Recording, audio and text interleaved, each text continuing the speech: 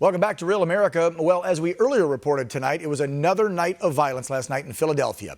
This after a man was killed by police there on Monday. Well, now the father of 27-year-old Walter Wallace is urging the protesters there to end the violence in those streets.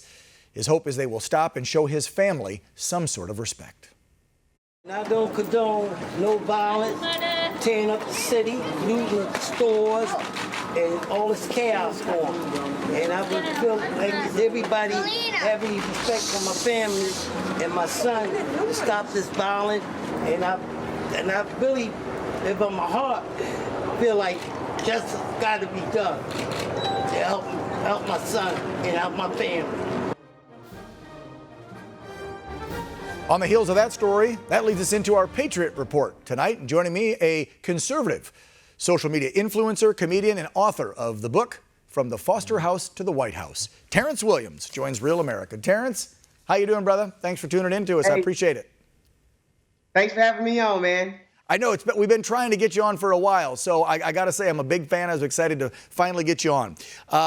You have been a very, in a comical way, which I love, by the way. Little humor goes a long way, I think, in life. You have been a very big, outspoken voice in the black community and for conservatives across this country, a big supporter of the president. We now saw another unfortunate case of a black man being shot and killed by a black and white cop in Philadelphia, and then immediately BLM and Antifa begin looting, rioting, burning down another city. You've been very vocal about the past ones that occurred in St. Louis and Kenosha and Portland. Please, let me get your take on this latest one.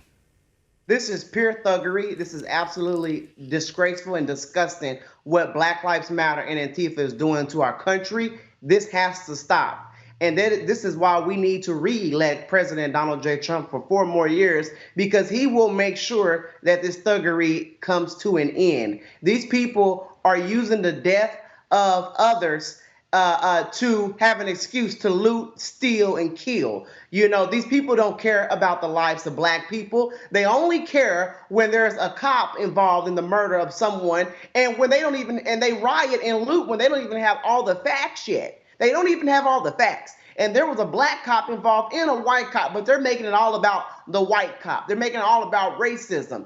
You know, they don't even want to wait on the facts. And not only are they just, they're not just burning down buildings, they are burning down people's livelihoods. They are burning down things that people have worked hard for. People's small businesses, people's homes, and everything. It is disgusting.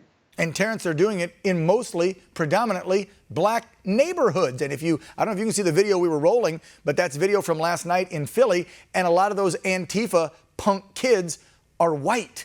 And they're doing this all in the name of social justice and social reform for black lives. Are they in Chicago, where we see 450 to 500 murders, black on black, every year? Are they in St. Louis? Are they in Baltimore? Nope. Is anyone uprising from the Asian, Hispanic, or white community when a cop kills someone in one of those sects? No. It's only if a black person is shot by a police officer, then they show up and do their destruction. Exactly. If you look at what's going on in Chicago, it's very sad. You have 9-year-olds being gunned down in the street, 4-year-olds, 3-year-olds. Where is their protest? Why are people not rioting the streets when a gang member murders a 5-year-old child? Why don't they run the gang members out of the neighborhood? Why don't they run the drug dealers out of the neighborhood? They need to stop trying to run the police out of the neighborhoods, because the police are in those neighborhoods to protect people. The police would not be in those neighborhoods if crime did not exist in those neighborhoods. Very well where said. Is the outrage? Yeah, very well said. I cannot disagree with that, Terrence. I got to switch gears here, because I know that you have probably been a victim of this, along with thousands and thousands of other conservatives, whether they be a social media influencer or a politician.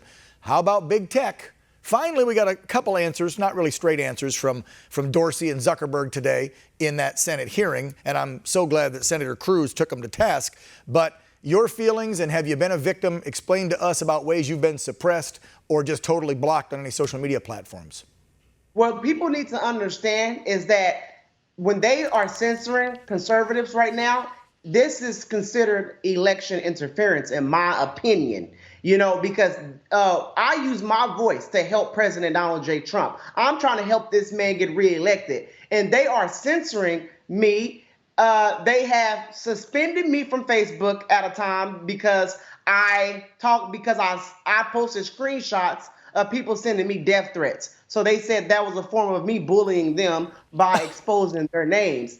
Absolutely disgusting. So, you know, and then I tweet out stuff about how AOC is ignorant to issues. Well, they say, Terrence, you can't call her ignorant. You are suspended. It's absolutely crazy.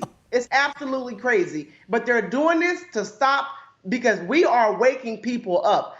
Liberals are starting to wake up. People are starting to come over to the other side. And when I say the other side, I'm talking about the right side and the right side, which is the right side, okay, to be on in history.